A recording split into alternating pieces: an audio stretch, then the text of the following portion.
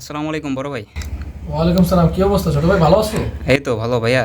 ভাইয়া আমি তো ইঞ্জিনিয়ারিং পড়তে চাচ্ছিলাম, তো ইঞ্জিনিয়ারিং এর ফিউচার ফ্যাসিলিটিসটা কি একটু জানতে চাচ্ছি আপনার কাছে, আপনি এটাতে যদি তো কোনো বলতেন। ফেসিলিটি নাই ভাই। ফেসিলিটি নাই কারণ হচ্ছে তুমি এটাতে আসার পরে তোমার মনে হবে, যখন তোমাকে কম্পিউটারটা হাতে দিবে তোমার মনে হবে যে তুমি কম্পিউটারে সব কিছু পারো। মাউসটা যখন তুমি ঘোরাবে, মানে রাইট সাইডে নিবে, লেফট সাইডে নিবে, হ্যাঁ এভাবে যখন ঘোরাবে তোমার মনে হবে তুমি নিজে, কি বলবো, অটোমেটিক তুমি ইঞ্জিনিয়ার হয়ে গেছো। ও আচ্ছা, তাই নাকি ভাই? যখন তুমি এ যাবা, জি। তোমার কোডিং করতে ভালো লাগবে না। তোমার কি করতে ভালো লাগবে? এই যে ল্যাপটপে তুমি ব্যাচেলার পয়েন্ট দেখবা, তুমি বিভিন্ন মুভি দেখবা। আর ইঞ্জিনিয়ারিং একটা সুবিধা হচ্ছে, তুমি আর যাই করো, বাসা থেকে একটা ল্যাপটপ পাবা বা একটা পিসি পাবা, এটা তোমার ফার্স্ট চয়েস। এরপর তুমি 2 বছর 3 বছর পড়লে পড়ো, না পড়লে নাই।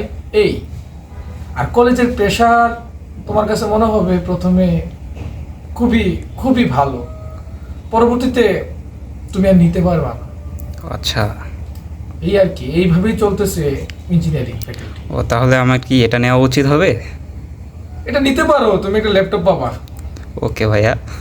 বুঝছো, একটা ল্যাপটপ পাবা আর বলতে পারবা গর্বের সাথে আমি সিএসসি তে পড়ি, ইঞ্জিনিয়ার। ওকে।